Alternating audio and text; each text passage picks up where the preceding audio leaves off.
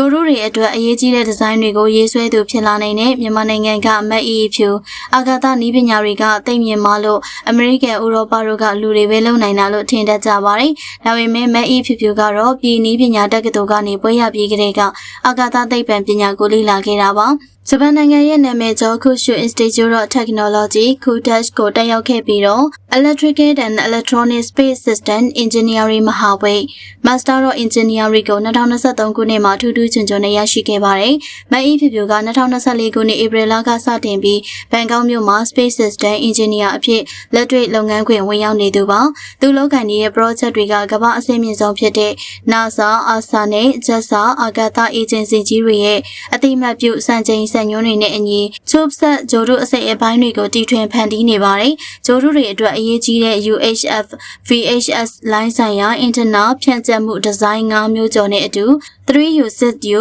8U, 2setဂျိုဒိုတွေမှာသုံးမဲ့ဆိုလာပြားဖြန့်ကျက်မှုစနစ်ဒီဇိုင်း၃မျိုးကျော်ကိုကိုယ်တိုင်အစဆုံးတီထွင်ဖန်တီးဒီဇိုင်းဆွဲနိုင်ခဲ့ပါတယ်။ဒါတင်မကတွေပဲဂျိုဒိုတွေရဲ့ခိုင်ခန့်မှုကိုစမ်းသပ်တဲ့ FEA